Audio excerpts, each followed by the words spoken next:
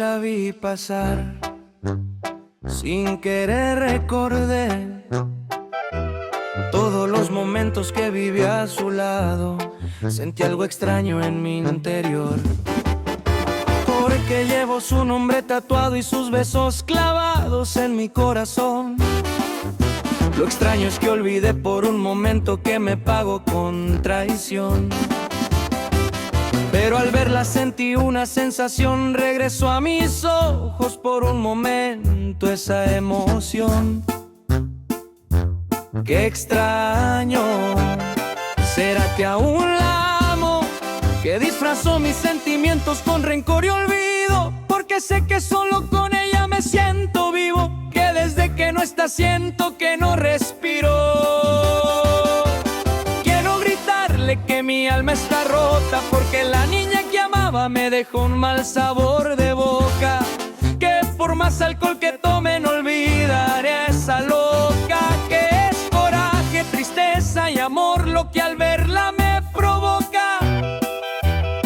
¿Cómo le explico a mi ser que tú ya no volverás?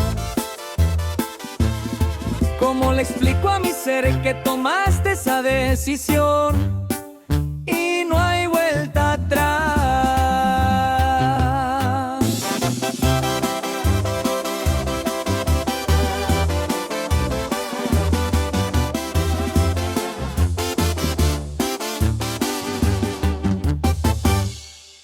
En las noches gritaba tu nombre, te di lo mejor de mí y no estuviste conforme. Ahora estás en los brazos de otro hombre. Yo sin dormir pensando cómo fue.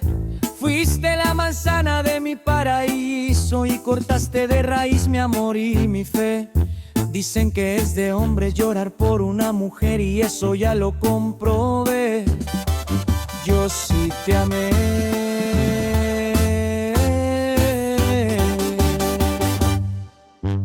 Quiero gritarle que mi alma está rota, porque la niña que amaba me dejó un mal sabor de boca, que por más alcohol que tome no olvidaré a esa loca. Que es coraje, tristeza y amor lo que al verla me provoca.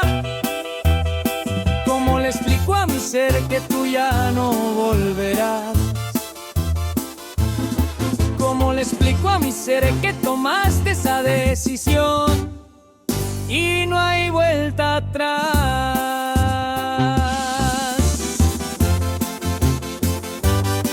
Y es el de las cejas pobladas. ¿Cómo no? Puro Martín R.